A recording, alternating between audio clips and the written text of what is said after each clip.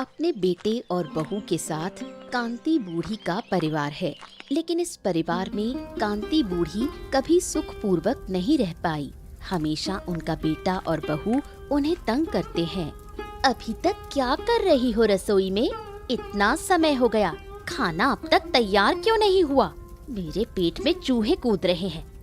थोड़ी देर और लगेगी, दाल लगभग बन गई है, बस उतार दूंगी।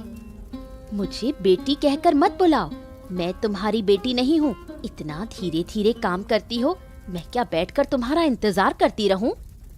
और कितनी बातें सुनूं? कुछ कहा क्या?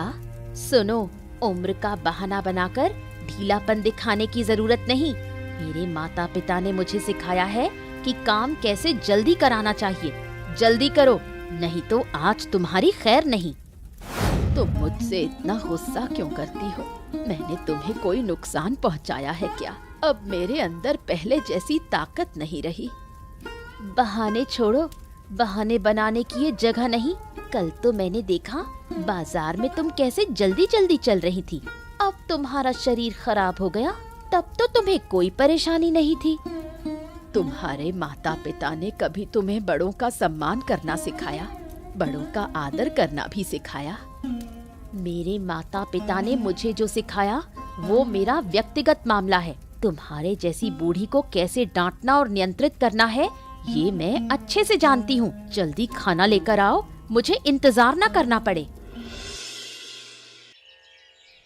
थोड़ी और दाल और थोड़ा चावल दे सकते हो, मेरा पेट नहीं भरा। क्या थोड़ा और चावल? क्या बात कर रही हो? कितना खाना खाओगी? इत्तू सा तो पेट है तुम्हारा। अभी तक क्या पेट नहीं भरा? और सुनो, इस उम्र में इतना ज्यादा खाना खाने से स्वास्थ्य खराब हो जाएगा। देखो माँ, आपके लिए अलग से खाना बनाना पड़ता है, फिर भी आपका मन नहीं भरता। इतना खाना कहाँ से लेकर आए? हम आपके पीछे पैसे उड़ाने के लिए नहीं बैठे हैं ना। लेकिन मैंने तो थोड़ा ही खाया। सच में मुझे थोड़ा और चाहिए। मैंने तुमसे और कुछ नहीं मांगा, सिर्फ 2 मुट्ठी दाल भात मांगी थी। अरे माँ, एक बात बताओ, तुम पूरा दिन एक तो घर में रहती हो, कोई काम धाम भी करती नहीं हो, फिर इतना खाना क्यों चाहिए? करोगी क्या इतना खाना खाकर? जो मिल रहा है वही खाओ और जाओ। और खाना चाहिए इनको इस बुढ़ापे में। बिल्कुल सही। इन चीजों के कितने दाम हैं, फिर भी सब तुम्हारे पीछे खर्च हो जाता है। इतना खाओगी फिर हम क्या खाएंगे? हमें अपना भी तो ध्यान रखना है। तुम्हारी बात सुन सुनकर मेरे कान पक गए हैं। थोड़ी शांति रखो। 2 मुट्ठी खाना भी नहीं दोगे? मैं तो तुम्हारे लिए बोझ बन गई हूँ, है ना? अरे बोझ होगी तो क्या हो जाएगा ये बताओ। और सुनो, ज्यादा खाओगी और घर में बैठी रहोगी तो दिन प्रतिदिन मोटी होती जाओगी। ये कोई अच्छी बात नहीं है कि बुढ़ापे में आदमी मोटा रहा है। बुढ़ापे में आदमी हल्का पतला रहे, ज्यादा अच्छा है। अब खाने के बाद उठ जाओ। ज्यादा बात करोगी तो जो है वो भी बंद हो जाएगा। कैसे बेटे को जन्म दिया मैंने। बेटा तो अच्छा नहीं, अगर मेरी बेटी होती तो मुझे देखती। लेकिन ये कैसा बेटा है, जन्म के बाद गला दबाकर मार देना चाहिए था। सुनो, ऐसे और नहीं चलेगा। और कितने दिन तुम्हारी माँ के साथ रहेंगे? वो हमारे ऊपर बोझ बन चुकी है। अरे ये क्या बातें कर रही हो आराध्या? माँ को ऐसे घर से निकाल दें क्या? कुछ भी बोलती हो, ये कैसे संभव है? कुछ भी हो, वो है तो मेरी माँ ना। अब इस उम्र में कहाँ जाएंगी बताओ भला? क्यों नहीं संभव? देखो, अगर हम चाहें तो सब संभव है। तुम क्यों नहीं समझते? मैं और नहीं सह सकती। वो दिन भर बस खाना खाती है। उनके पीछे कितना खर्चा होता है, तुम्हें कोई परवाह नहीं? ओहो, देखो तुम्हारी बात मैं समझ रहा हूँ। माँ को लेकर मैं भी चिंतित हूँ कि वो खाना ज्यादा खाती हैं, लेकिन कुछ भी हो वो है तो मेरी माँ ना। उन्होंने मुझे पैदा किया, इतना बड़ा किया। उन्हें घर से निकाल दूंगा तो लोग क्या कहेंगे ये सोचा है? नहीं नहीं नहीं नहीं, ऐसी हरकत मैं नहीं कर सकता। फालतू की बात मत करो। लोग क्या कहेंगे ये सोचने की जरूरत नहीं। लोग तो हमेशा बोलते रहेंगे। हम उन्हें घर से निकाल देंगे। वो अब छोटी बच्ची नहीं है, खुद अपनी देखभाल कर लेंगी। अरे अब मैं क्या कहूँ, मुझे सही बताऊं, कुछ समझ में नहीं आता। घर से निकाल दो, निकाल दो, निकाल दो। कहाँ कहाँ निकाल दूं, कहाँ भेज दूं उनको? इस उम्र में कहाँ जाएंगी बताओ? समझ क्यों नहीं आता? यही सबसे अच्छा तरीका है। हम उनकी देखभाल नहीं कर सकते, और अगर हमारे बच्चे होंगे तो हम उन्हें क्या सिखाएंगे कि एक आलसी व्यक्ति पूरे दिन घर में बैठकर खाता रहे? ये हम नहीं चाहते। अरे अब मैं क्या कहूँ? वैसे घुमा फिरा के देखा जाए तो बात तो तुम सही कह रही हो। लगता है अब यही एकमात्र उपाय है। अरे भाई सुना, कैलाश के घर में क्या हो रहा है? आजकल रोज झगड़े की आवाज सुनाई देती है। हाँ हाँ सुनाई देती है, या कान लगा लगा कर सब सुनते हो? अरे नई बहू आई है आराध्या, उसने बूढ़ी को एकदम नाक में दम करके रख दिया है, परेशान कर दिया है। हाँ हाँ हाँ, मैंने भी देखा है। बेचारी बूढ़ी पूरा दिन काम करती है, फिर भी उसे भर पेट भोजन नहीं मिलता, और वो बहू कैसे डांटती है। राम राम राम राम, देखकर तो मुझे खुद गुस्सा आता है कि कैसे, अब क्या कहूँ। बिल्कुल सही कहा। और पता है मैंने क्या सुना कि कल दोपहर को बूढ़ी थोड़ा और भात मांग रही थी। कैलाश और उसकी बहू ने ऐसा सुनाया कि क्या कहूँ। ऐसा लग रहा था जैसे बूढ़ी ने थोड़े से चावल नहीं, इनके मुंह से निवाला छीन लिया हो। ऐसी बातें कर रहे थे। अरे छी छी छी छी छी छी। अब बताओ भला, अपनी माँ को 2 मुट्ठी खाने को भी नहीं दे सकते? ये कैलाश सही में बहुत बदल गया है, पहले तो कभी ऐसा नहीं था। और नहीं तो क्या। और सोच के देखो, अगर बहू जहर दे दे तो क्या होगा? अपनी सास को इस तरह अपमानित कर रही है और कैलाश चुप है। वही तो, लगता है कि घर से बाहर निकाल देंगे। लक्षण तो यही लग रहे हैं। उनकी बातचीत में ऐसे संकेत दिख रहे हैं। हाँ और नहीं तो क्या, मुझे भी यही लगता है। बूढ़ी अगर घर से बाहर जाए तो पता नहीं कहाँ जाएगी। उम्र भी ऐसी है, न चल पाएगी न कुछ कर पाएगी, कहाँ जाएगी? अरे वो तो बात की बात है कि कहाँ जाएगी। पहले देखो कैसे झगड़े करके उन्हें और कष्ट देते हैं वो। मुझे तो देखकर दया भी आती है, दुख भी लगता है, और कई बार हंसी भी आती है। हाँ बिल्कुल, और इस युग में ऐसे बहू और बेटे से बदतर तो कोई होगा ही नहीं। हाँ। आखिरकार योजना के अनुसार कैलाश और आराध्या मिलकर कांति बूढ़ी को घर से निकाल देते हैं। कांति बूढ़ी की विनती उनके कानों तक नहीं पहुंचती। अरे चलो माँ, और बातें मत बढ़ाओ, जो कह रहे हैं वही करो। कैलाश, मुझे कहाँ ले जा रहे हो? रात में कहाँ जाऊंगी? मुझे इस तरह मत फेंको, मेरे पास कोई जगह नहीं। इतना नाटक क्यों कर रही हो? हम तो आपको जबरदस्ती नहीं ले जा रहे, खुद ही चली जाओ, हमें कोई परेशानी नहीं। कैलाश, तू तो मेरा बेटा है, मुझे ऐसे क्यों दुख पहुंचाता है? पूरी जिंदगी तुम्हारे लिए काम किया, आज मुझे घर से निकाल रहे हो। क्या मेरा कोई अधिकार नहीं यहाँ रहने का? ए माँ, ऐसा है कि अधिकार तुम्हारा यहाँ रहने का था, लेकिन तुमने खुद ही खत्म कर लिया। जब देखो तब ये चाहिए वो चाहिए और खाना है।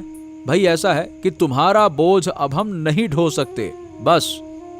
आराध्या, तू मेरी बहू है, मेरी बेटी बन सकती थी। क्या तू भी चाहती है कि मैं घर छोड़ दूं? मैं चाहती हूँ कि आप मेरी आंखों के सामने से चली जाएं। आपकी वजह से मेरा जीवन बर्बाद हो रहा है, और देर मत करो, अब चलो। बेटा, मैं तेरे पैरों में गिरती हूँ, मुझे मत फेंको। इस बूढ़ी उम्र में कहाँ जाऊँ? मेरा स्वास्थ्य अच्छा नहीं, इस रात के अंधेरे में कहाँ रहूँ? कम से कम आज रात के लिए रहने दो, सुबह खुद चली जाऊंगी। अरे अब कोई फालतू की बात नहीं होगी, बहुत हो गया। हमने निर्णय ले लिया है, तुम अब हमारे साथ नहीं रह सकती हो, बस बात खत्म। चली जाओ चुपचाप यहाँ से।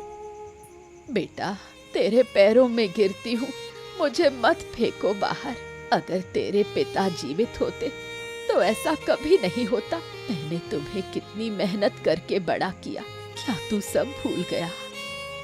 देखो ऐसा है बुढ़िया, कि मेरे पास ना ये सारी बातें सुनने का समय नहीं है। फालतू की बात मत करो। वो सब तुम्हारा काम था जो तुमने कर लिया। अब मेरा काम ये है कि मैं अपना परिवार चलाऊं। तुम्हारा बोझ नहीं उठा सकता। बस निकल जाओ यहां से, जाओ। असहाय कांति बूढ़ी आश्रय खो बैठी। अंधेरे में दर बदर भटक रही है। उसके पास आश्रय पाने की कोई जगह नहीं। अरे अरे अरे अरे, कांति बूढ़ी, तुम रात के समय में कहाँ जा रही हो? सब ठीक तो है ना? अब मेरे पास कुछ नहीं बचा। मैं अब अकेली हूँ। अरे ये क्या बात कर रही हो? अरे तुम्हारा बेटा और बहू कहाँ है? मुझे घर से निकाल दिया गया। क्या बात कर रही हो? क्या तुम ये सच कह रही हो? अरे कैलाश तो तुम्हारा बेटा है, वो ऐसा कैसे कर सकता है? मेरा बेटा और बहू अब मुझे नहीं चाहते। उन्होंने मुझे रात में घर से निकाल दिया। मैं कहाँ जाऊं, क्या करूं, कुछ भी नहीं पता। हो, तुम्हारा बेटा ऐसा करेगा, मुझे विश्वास नहीं हो रहा। अरे कैलाश को तो मैं बहुत पहले से जानता हूँ। जरूर तुम्हारी बहू ने उसे ऐसा बना दिया होगा। अरे रे रे रे रे, राम राम राम राम। तुम्हारा दुख सुनकर मेरा कलेजा फट रहा है, लेकिन क्या किया जा सकता है। देखो, कहीं आश्रय मिल सके तो अपना ध्यान रखना। राम राम।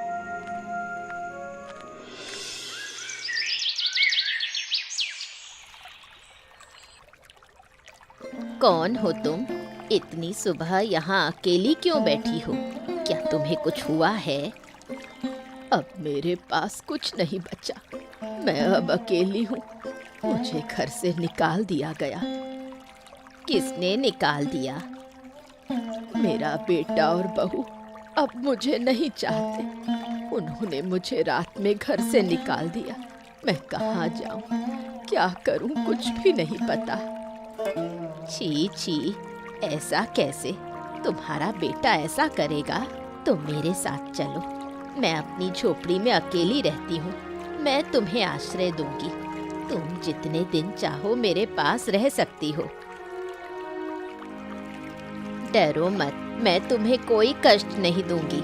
चलो मेरे साथ, चलो। वो अपनी पत्नी की बातों में ऐसा आ जाएगा, मैंने सोचा भी नहीं था। मेरा बेटा इतना बदल जाएगा, मैंने सोचा भी नहीं था। पता नहीं वो अपनी पत्नी की बातों में कैसे आ गया। मैंने उसके लिए पूरी जिंदगी मेहनत की, बदले में आज उसने मुझे घर से निकाल दिया। मत रो बहन, दुनिया में ऐसे बहुत कुछ होता है। तुम अकेली नहीं हो, मेरे भी बहुत दुख है। तुम्हारा दुख क्या है? किसी और दिन बताऊंगी। अभी तुम पहले चलो, आराम कर लो, फिर सब बातें होंगी। तुम्हें देखकर लगता है कि तुम बहुत थकी हुई हो, लेकिन मैं तुम्हारे साथ कैसे जाऊं? मैं तो अब बोझ बन गई हूँ अपने बेटे और बहू के लिए। मेरे बेटे और बहू से भी मुझे आश्रय नहीं मिला। मैं तुम्हारे ऊपर बोझ नहीं बनना चाहती। ऐसा क्यों कह रही हो? मैं इस दुनिया में अकेली हूँ। अगर तुम मेरे पास रहोगी तो मुझे खुशी होगी।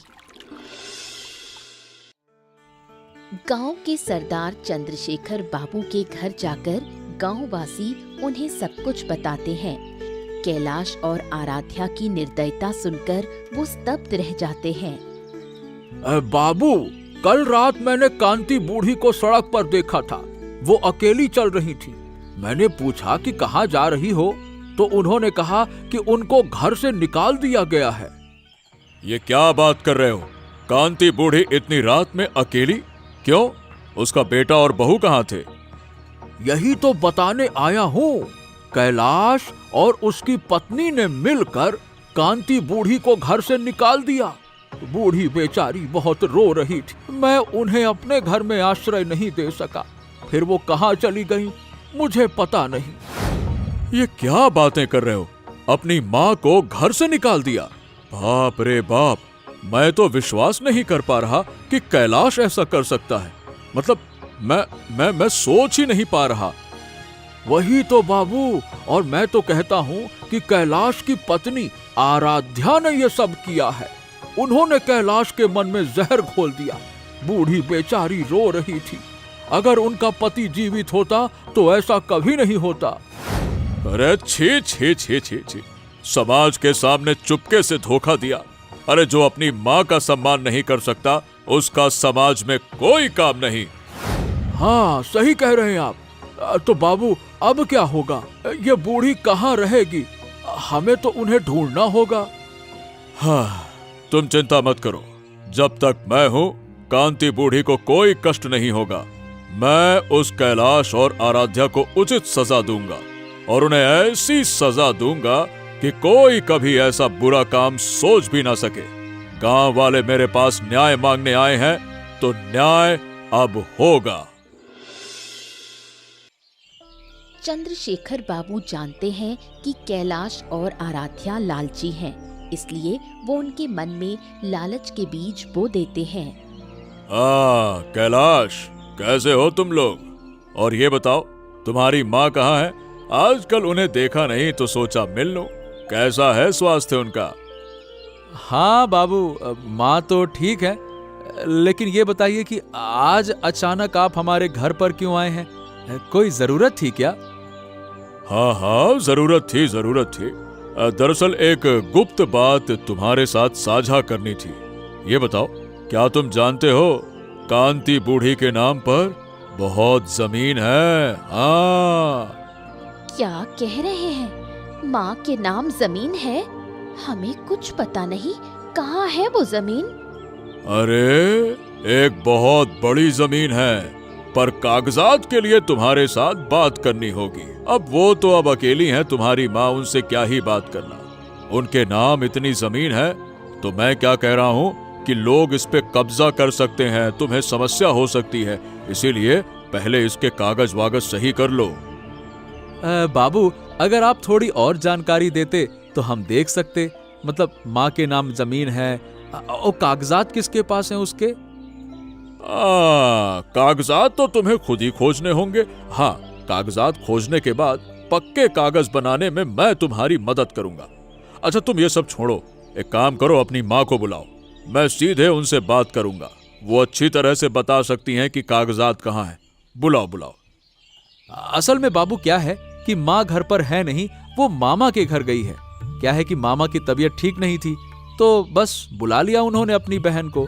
लौट कर आएंगी तो बात करवा देंगे आपसे। अच्छा ठीक है, तो फिर मैं आता हूँ। और ध्यान रखना, माँ को मेरी तरफ से मिलने के लिए बोलना और राम राम कहना। और सुनो, ये वाली बात किसी से कहना नहीं, ठीक है? अब कितनी जमीन किसके नाम होगी, कैसी होगी, कहाँ जमीन है, ये तो कागज बता सकते हैं या तुम्हारी माँ। ठीक है, चलो राम राम।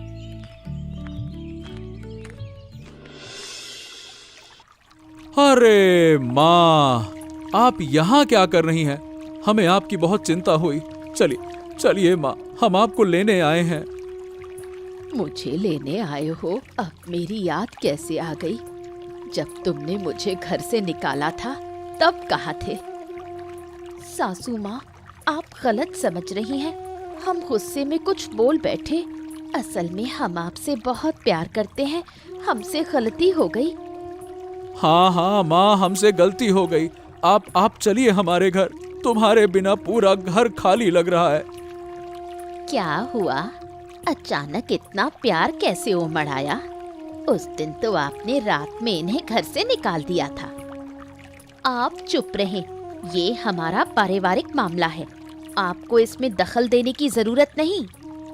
माँ आप आइए, हम अब कोई गलती नहीं करेंगे, कसम खा के कहते हैं कोई गलती नहीं करेंगे। अब से आपको कोई कष्ट नहीं होगा। चलो ना माँ। तुम लोगों की किसी बात पर मैं विश्वास नहीं करूंगी। तुम लोग सिर्फ संपत्ति और पैसे के लिए आए हो। तुम लोगों की ये झूठी माया मुझे नहीं चाहिए। क्या कह रही हैं आप? हम आपकी संपत्ति के लिए नहीं आए। कृपया हमें माफ कर दीजिए। मुझे माफ करने को कह रहे हो? माफ? मेरी सारी खुशी और शांति तुम लोग छीन चुके। मैं तुम्हें कभी माफ नहीं करूंगी। जाओ यहाँ से, ये बूढ़ी अब आपके पास वापस नहीं जाएगी। अरे आप हैं कौन और क्यों बीच में बोल रही हैं? देख नहीं रही हैं कि हम परिवार के लोग आपस में बातचीत कर रहे हैं? आप बार बार क्यों बोल रही हैं? मैं इंसान हूँ और तुम अमानुष हो। यहाँ से निकलो, परिवार बसाने आए हो। अगर मैं तुम्हारी माँ को आश्रय न देती तो तुम्हारी माँ सड़क पर भीख मांग रही होती। कैलाश और आराध्या के जीवन में अंधकार छा गया। उनके बुरे कामों की खबर पूरे गांव में फैल चुकी है। आराध्या के बीमार होने के बावजूद गांव में कोई भी उनकी मदद करने को तैयार नहीं। मुझे मेरी तबीयत बहुत खराब लग रही है, कोई डॉक्टर भी क्यों नहीं आ रहा? अब क्या कहूँ आराध्या, मैं कितने डॉक्टरों के पास गया, कितनी बार कहा, लेकिन कोई राजी नहीं हो रहा। सब कहते हैं कि हमने समाज का अपमान किया है, इसीलिए कोई हमारी मदद नहीं करेगा। हमने ऐसी क्या गलती की, सबने हमसे मुंह मोड़ लिया। अरे क्या गलती क्या कर दी भाई, माँ को घर से निकाल दिया, माँ को। सब कहते हैं हम पत्थर दिल के हैं, जो अपनी माँ के साथ ऐसा कर सकता है वो किसी के साथ कुछ भी कर सकता है। लेकिन हमने तो अपने भले के लिए ऐसा किया, क्या इसके लिए हमें इतनी बड़ी सजा मिल सकती है? अब मुझे नहीं पता कि क्या हो रहा है। मैं तो सोच रहा था कि माँ चली जाएगी और हम सुखी रहेंगे, लेकिन अब लगता है कि सब कुछ जैसे गलत हो गया। तुम चंद्रशेखर बाबू के पास जाओ, अगर वो कहेंगे तो शायद कोई हमारी मदद करेगा। मैं गया था उनके पास आराध्या, उन्होंने मुझे दुत्कार कर भगा दिया। कहा मैंने जो माँ के साथ किया है अब उसका फल भुगत रहा हूँ, वो कुछ मदद नहीं करेंगे। तो अब हमारा क्या होगा? क्या हम ऐसे ही मर जाएंगे? मुझे बहुत डर लग रहा है। चिंता मत कर आराध्या, मैं तुझे कुछ नहीं होने दूंगा। मैं फिर से जाऊंगा और लोगों से मदद मांगूंगा। कोई हमारी मदद नहीं करेगा, मुझे पता है। हम अब किसी पर भरोसा नहीं कर सकते। हमारी माँ ने हमें इतना दुख नहीं दिया जितना आज हम भुगत रहे हैं। हाँ, अब मुझे भी समझ में आ रहा है भाग्यवान, मुझे अपनी गलती का एहसास हो रहा है। माँ को दुख देकर हमने गलत किया, लेकिन अब उस गलती को सुधारने का कोई उपाय नहीं है। क्या करें? सच में लोग सही कहते हैं, जो करोगे वही दुगना लौट कर आएगा।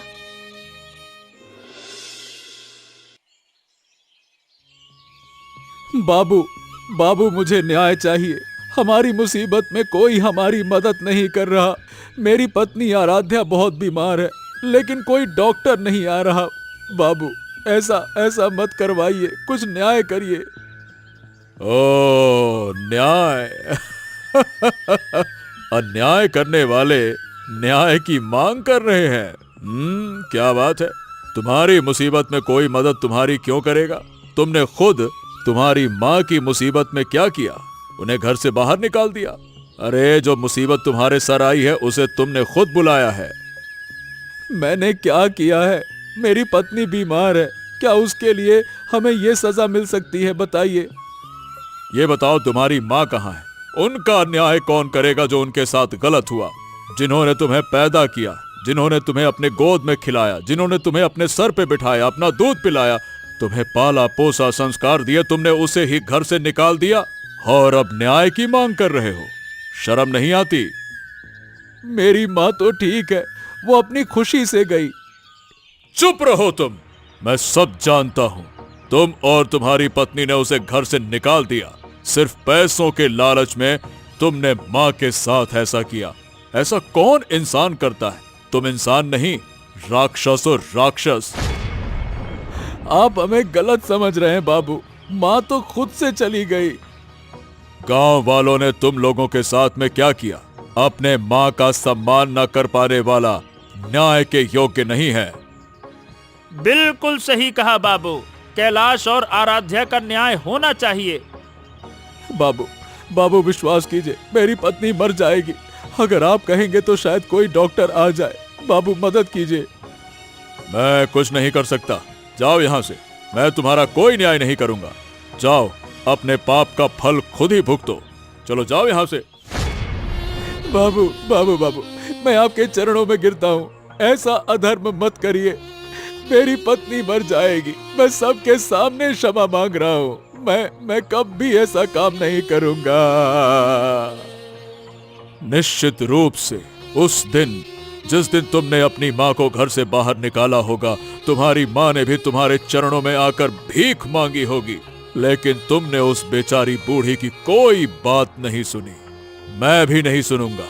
जाओ अपनी पत्नी के पास रहो। हम तुम्हारी किसी भी तरह से मदद नहीं कर सकते। बस बात खत्म।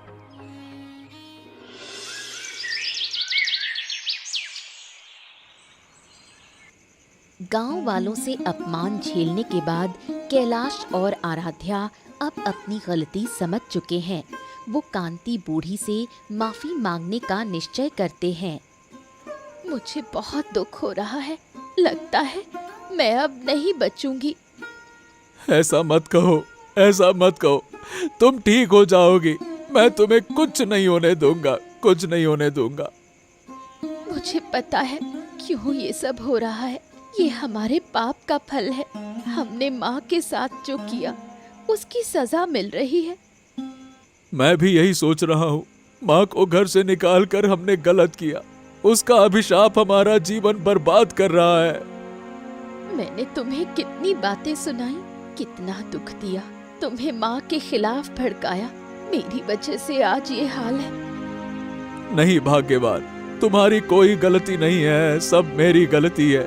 अगर मैं तुम्हारी बात नहीं सुनता तो ये सब नहीं होता। मैंने माँ की बात नहीं मानी। नहीं, अब समझ में आ रहा है कि माँ को दुख देकर हमने कितना गलत किया। अगर हमें एक बार माँ के पास माफी मांगने जाए तो शायद हमारे दुख का अंत हो जाए। लेकिन क्या माँ हमें माफ करेंगी? हाँ, माँ हमें माफ ना करे फिर भी हम जाएंगे, मन से माफी मांगेंगे। जितना अपमान और दुख हमने उन्हें दिया है ना, उसके लिए हम उनसे माफी मांगेंगे। अगर माँ हमें माफ ना करे तो हम खुद को कभी क्षमा नहीं कर पाएंगे। आराध्या, अगर मैं बच गई तो माँ के पास जाकर माफी मांगूंगी। तुम जरूर बचोगी। हम कल सुबह ही जाएंगे। मैं हाथ पांव पकड़कर भी माँ से माफी मांगूंगा। माँ मुझे बहुत प्यार करती है। मुझे यकीन है कि माँ हमें माफ किए बिना नहीं रह पाएगी। देखना। ठीक है, मैं भी तुम्हारे साथ जाऊंगी। मैंने माँ के ऊपर बहुत अत्याचार किया। ऊपर वाला माँ को खुश रखे।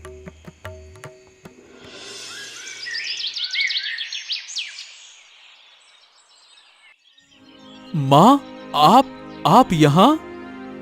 सासू माँ, हम आपसे माफी मांगना चाहते हैं। हमें माफ कर दीजिए। मैं तुम लोगों को माफ करने आई हूँ। मैं तुम्हें अपनी सारी जमीन दे दूंगी। अब से वो जमीन तुम्हारी है। माँ ऐसा मत कहो। हम गलत थे। हम समझ चुके हैं माँ। हमसे गलती हो गई। मेरे नाम पर जो जमीन है उसके सारे कागज मैंने तुम्हें दे दिए हैं। अब से ये तुम्हारे हैं। माँ, हम आपका पैसा नहीं चाहते। आप हमें माफ कर दीजिए। आप यहीं घर में रहिए। हाँ माँ, आप हमें छोड़कर मत जाइए। हम आपकी बहुत देखभाल करेंगे। हमसे गलती हो गई थी, अब नहीं करेंगे ऐसी गलती। मैंने तुम्हें माफ कर दिया। तुम मेरे बेटे और बहू हो। मैं जानती हूँ तुम मुझे प्यार करते हो, लेकिन मैं अकेली रहना चाहती हूँ। माँ, तो फिर हमारा क्या होगा? तुम खुश रहो। तुम दोनों मिलकर अच्छा परिवार चलाओ। मैं हमेशा तुम्हें आशीर्वाद देती रहूंगी। अरे, तुम दोनों इतना डर क्यों रहे हो? तुम्हारी माँ सच में मन से तुम्हें माफ कर चुकी है। माँ बूढ़ी हो गई है। अब उन्हें एक मित्र की जरूरत है, इसलिए वो मेरे साथ रहना चाहती है। तुम चिंता मत करो। हम बीच बीच में तुमसे मिलने आते रहेंगे। क्या सच में माँ? आप दोबारा आएंगी? बिल्कुल। तुम खुश रहो। अब मैं जा रही हूँ।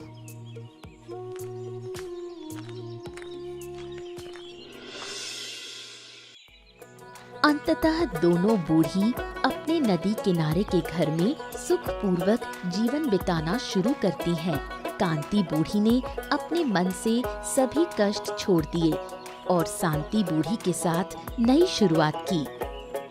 कैसी हो अब? कैसा लग रहा है? अब तो तुम्हारा मन शांत है ना? हाँ बहन, मैं बहुत शांत हूँ। इतने समय तक जो दुख और पीड़ा थी उससे अब मुक्ति मिली है। मेरे बेटे और बहू की बात सोचकर अब दुख नहीं होता। यही तो जीवन है, एक दरवाजा बंद होता है तो दूसरा खुल जाता है। मैंने सोचा था मेरा जीवन खत्म हो गया, अब कोई रास्ता नहीं है, लेकिन तुमने मेरा जीवन बदल दिया। मैंने कुछ नहीं किया, जो किया तुमने अपने मन से किया। तुम अब नया जीवन शुरू कर रही हो। हाँ, अब मैं नया जीवन शुरू करूंगी। अब कोई दुख या पीड़ा मुझे याद नहीं आएगी। अब मैं सिर्फ इसी नदी के किनारे रहूंगी। प्रकृति में मैंने शांति पाई है। अगर तुमने मुझे आश्रय नहीं दिया होता तो मैं आज कहाँ होती पता नहीं।